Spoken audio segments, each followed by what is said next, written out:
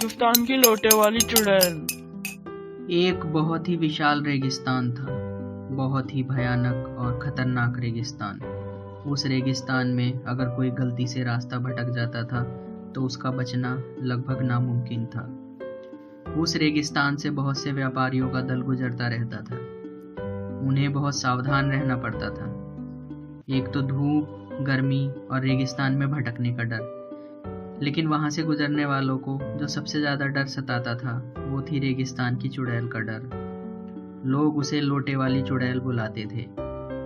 वो एक लोटा लेकर घूमती थी और रास्ते में मिलने वाले हर राहगीर से लोटा बजा बजा कर पानी मांगती थी। पानी देना, पानी देना। अगर उसे पानी मिल जाए तो वो चुपचाप चली जाती थी, और अगर पानी नहीं दिया जाए तो वो रोने लगती थी और लोटा बजाकर मना करने वाले के पीछे पड़ जाती थी। सुना था कि वो एक नई नवेली दुल्हन थी और उसे जब डोली में बैठाकर उसके ससुराल ले जाया जा रहा था तो प्यास और गर्मी से परेशान होकर उसके कहार मतलब डोली उठाने वाले उसे बीच रेगिस्तान में छोड़कर भाग गए। उस बेचारी ने रेगिस्तान में गर्मी और प्यास से तड़पकर दम तोड़ दिया और तब से वो उस रेगिस्तान में चुड़ैल बनकर भटकने लगी। अब सभी व्यापारी उससे बहुत परेशान रहने लगे, क्योंकि कई दिन के सफर के बाद जब वो रेगिस्तान में पहुंचते थे तो उनके पास बहुत कम या जरूरत लायक पानी ही बचा होता था। उस समय उनके लिए वो थोड़ा सा पानी दुनिया की सबसे कीमती चीज होती थी। अब चुड़ैल को लोटा भर के पानी देना आगे के सफर के लिए मुसीबत बन जाता था, और अगर पानी नहीं दिया तो वो हाथ धोकर पीछे पड़ जाती थी। कई बार व्यापारियों ने साथ मिलकर इस समस्या का समाधान निकालने की कोशिश की, लेकिन कभी किसी को कुछ समझ ही नहीं आया। एक बार एक सराय में कुछ व्यापारी बैठकर इसी बात को लेकर विचार कर रहे थे। हर बार की तरह इस बार भी किसी को समझ में नहीं आया कि क्या किया जाए। एक व्यापारी बोला, किसी तरह उसके शरीर को ढूंढकर उसका अंतिम संस्कार कर देते हैं। उसकी आत्मा को शांति मिल जाएगी तो वो परेशान नहीं करेगी। दूसरा व्यापारी बोला, इतने बड़े रेगिस्तान में उसके शरीर को ढूंढेंगे कैसे? उसे ढूंढने में तो हमारी ही जान चली जाएगी। तीसरा व्यापारी बोला, तो फिर क्या किया जाए? अब तो उस रास्ते पर भी जाने से डर लगता है। अभी वो सब बातें कर ही रहे थे कि एक साधु बाबा वहां आ गए। उन्हें देखकर वो सभी चुप हो गए।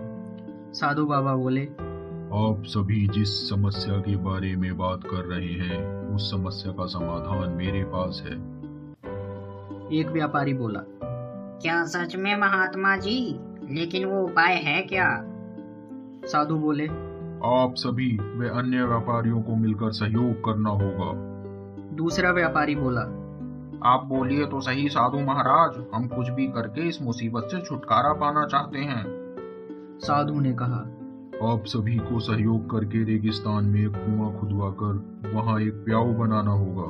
वहां से गुजरने वाले किसी व्यक्ति को फिर कभी प्यास से जान नहीं देनी पड़ेगी। तीसरा व्यापारी बोला, रेगिस्तान में कुआं? साधु महाराज, ये आप क्या बोल रहे हैं? क्या रेत में भी कहीं पानी निकल पाएगा? साधु ने कहा, तुम चिंता ना करो, जगह मैं बताऊंगा। तुम वहां खुदाई करवाओगे तो पानी जरूर निकलेगा। एक व्यापारी ने पूछा, महाराज, प्याऊ तो बन जाएगा, लेकिन ये तो बता दीजिए कि उस प्याऊ को चलाएगा कौन और वहां की देखरेख कौन करेगा? दूसरे व्यापारी भी बोल पड़ा, और इतना सब करने पर उस चुड़ैल से छुटकारा पाने का तो कोई समाधान ही नहीं मिला। तीसरा व्यापारी भी बीच में बोल पड़ा, क्या वो चुड़ैल वहां बैठकर पानी पीती रहेगी और फिर किसी को तंग नहीं करेगी? साधु बोले, नहीं, ऐसा तो नहीं होगा, बल्कि ये जरूर होगा कि वो चुड़ैल ही वहां की देखभाल करेगी और आने जाने वालों को पानी पिलाया करेगी। सभी एक साथ चौंक कर बोले, क्या?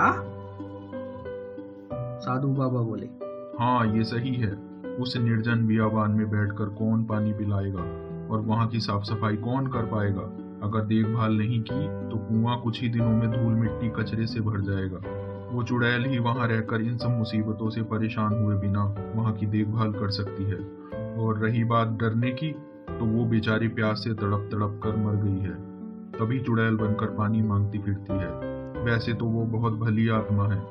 अगर लोगों को पानी पिलाने का काम मिलेगा तो उसे इस काम से तृप्ति मिलेगी और फिर वो कभी किसी से पानी नहीं मांगेगी और ना ही किसी को परेशान करेगी। साधु की बात सुनकर सभी व्यापारियों के चेहरे चमक उठे।